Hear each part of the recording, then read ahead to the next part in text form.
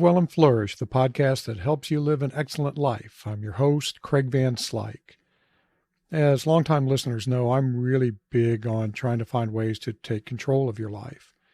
And one of the ways you can do that is by shaping your environment. You take control by shaping the environment in which you exist. Today, I want to talk about two ways that you can do that: positive cues and negative cues.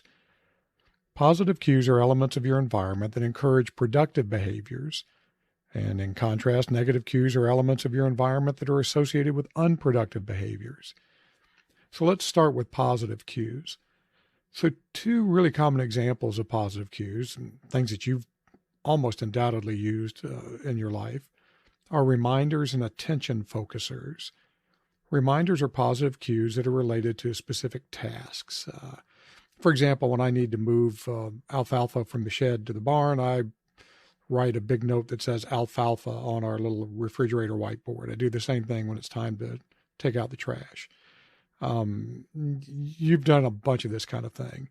Other examples are to-do lists, putting meetings on a calendar, alarms for things like taking medication, whatever.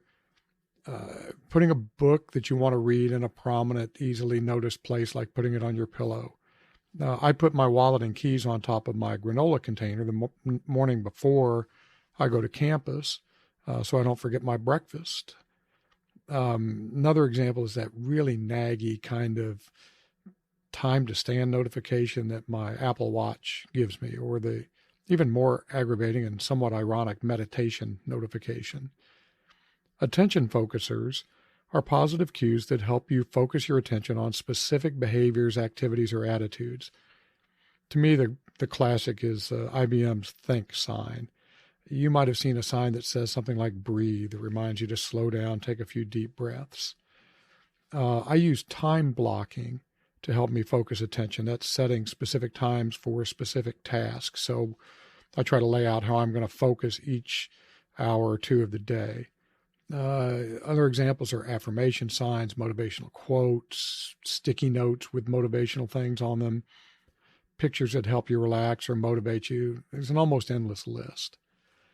Negative cues, as I said, are elements of your environment that are associated with unproductive behaviors.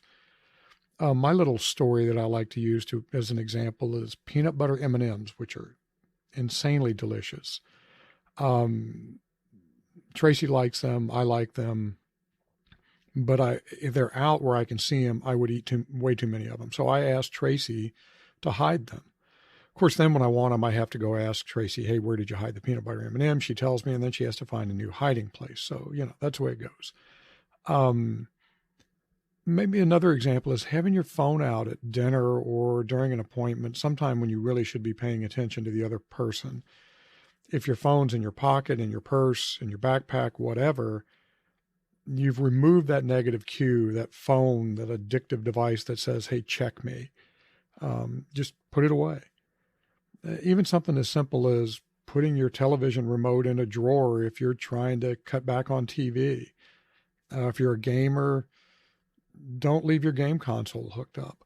So there are all kinds of different ways so that you can remove negative cues. So as you go through the week, I would really encourage you to take a look around in your environment and see where you might be able to get rid of some negative cues, some things that might make it way too easy to behave in ways that you'd rather not, and to use positive cues to keep yourself a little bit more on track. If you do so, you'll be more flourishing.